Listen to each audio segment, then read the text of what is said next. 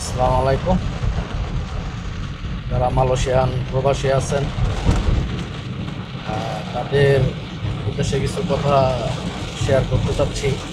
সেটা হচ্ছে ভিসা নিয়ে।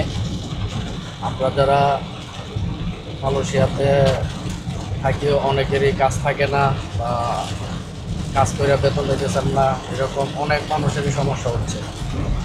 তো সেই কারণে আপনারা ভিসাও লাগাইতে পারতেছেন না। তবে আমি যেটা বলবো যে আপনারা যাদের ভিসা আছে আপনারা কোনো কারণেই ভিসা মাতৃ করবেন না।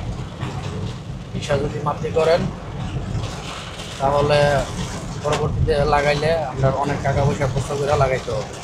যদি টাকা পয়সা না থাকে চেষ্টা করবেন ফ্যামিলির কাছ থেকে বা বন্ধু বান্ধবের কাছ থেকে তারপরে হইলেও ভিসাটা লাগান।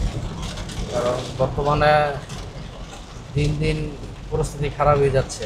অপারেন্সি, তারপর কাজ পাওয়া যাচ্ছে না, তারপর পুলিশও ঝামেলা করতেছে। এখন পুলিশও সিভিল বেশে প্রচুর লোক করতেছে।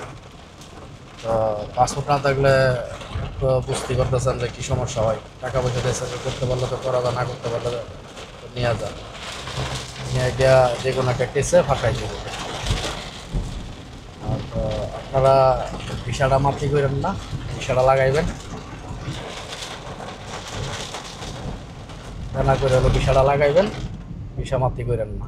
এরকম অনেক লোক আছে আমার জানাশোনা, ভিসা লাগাইছে না, এখন জরিমানা দিয়ে ভিসা লাগাইতেছে। ভিসা মাতৃ করে লাইছে 3 মাস 4 মাস, এখন যখন মালয়েশিয়া চাপ সৃষ্টি করছে এখন আপনার ভিসা লাগানোর জন্য পাগল হয়ে গেছে। এখন টাকা পয়সা জরিমানা দিয়েও ভিসা লাগাইতেছে। তো আপনারা যে কোনোভাবে হোক টাকা পয়সা একটু ঋণ করে দানা করে হইলো ভিসাটা লাগানোর চেষ্টা করবেন, ভিসাটা মাতৃ করেন না। ভালো থাকবেন, আল্লাহ হাফেজ।